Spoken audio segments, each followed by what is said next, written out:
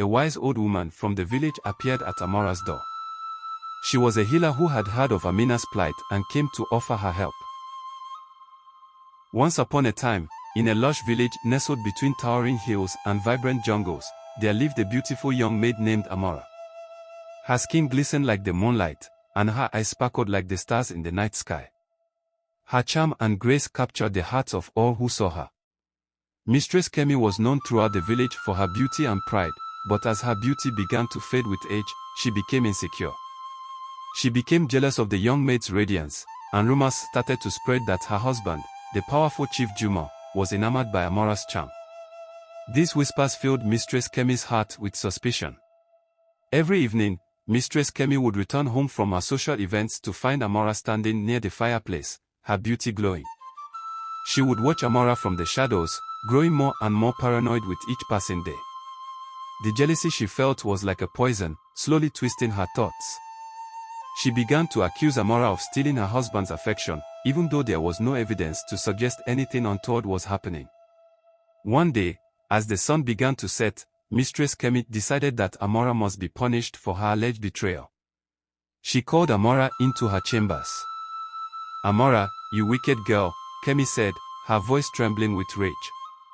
"You have been enticing my husband with your beauty, haven't you? I have seen the way he looks at you. You are nothing but a temptress. Tell me, have you been with him?" Amara, stunned by the harsh accusation, fell to her knees. "Mistress, I swear by the gods, I have never done such a thing," she pleaded. "I have always been loyal to you. I am only here to serve you." But Mistress Kemi was not convinced. Her jealousy clouded her judgment, and her rage grew.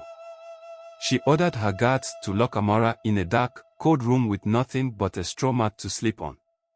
She gave her no food, no warmth, no light. Amara spent days in the cell, her spirit broken, yet she never lost faith that the truth would one day come to light. Meanwhile, Chief Juma, unaware of the mistreatment of his maid, began to notice her absence. He would ask his wife about Amara, but Kemi would always give him an excuse, hiding the truth of what she had done. Weeks passed, and Amara's strength was slowly fading. Her once radiant beauty had dulled, and her body grew weak from hunger and cold. But through it all, her heart remained pure, and her belief in justice never wavered. One evening, after Mistress Kemi had retired to bed, a wise old woman from the village appeared at Amara's door. She was a healer who had heard of Amina's plight and came to offer her help. "Child," the woman said gently, "I can give you the strength to survive, but you must trust in the gods and never lose hope.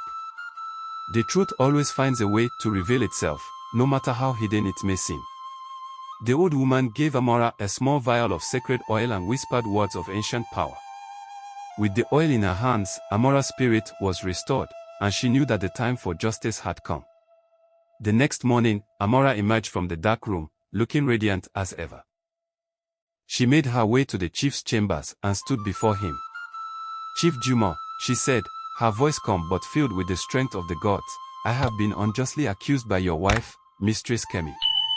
I ask you to look into her heart and find the truth." Chief Juma, who had long trusted Amara, was moved by her words. He immediately called for the guards and ordered them to bring Mistress Kemi before him. When Mistress Kemi arrived, her face was pale with guilt, and her eyes were wild with fear. Chief Juma, looking deep into her eyes, could see the truth of her jealousy and insecurity. He turned to Amara. "I see now that my wife's jealousy has clouded her mind," he said, his voice filled with sorrow. "Amara, you have been loyal to me and to her. I apologize for the pain she has caused you." Mistress Kemi, humiliated and broken, fell to her knees.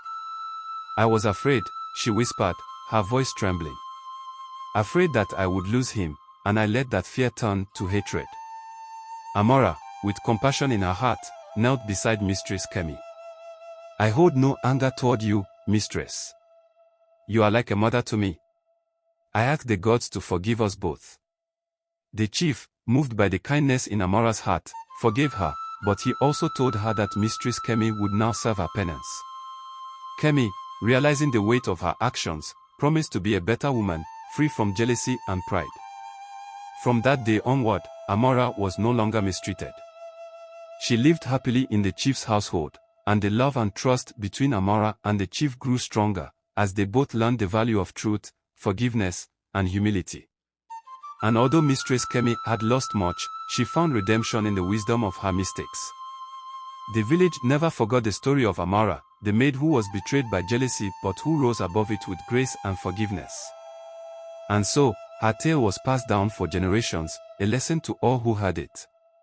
Moral: jealousy blinds the heart, but truth and forgiveness bring peace and healing to all. As time passed, Amara's story spread far beyond the village, reaching neighboring lands and towns.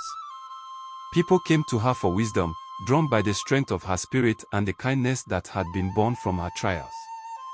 She became not just a servant, but a symbol of resilience, compassion, and the power of forgiveness. Mistress Kemi, too, transformed. She began to work alongside Amara, recognizing her own flaws and striving to heal her heart. No longer consumed by envy, she became a wiser woman, using her position to help those in need. She and Amara forged a bond stronger than any servant and mistress relationship, a bond of true friendship, founded on trust and mutual respect. Chief Juma, grateful for the peace that had been restored, made sure to honor Amara's contributions to the household, always keeping her close as an advisor and confidant. She often helped him resolve disputes within the village, guiding him with her wisdom and fairness.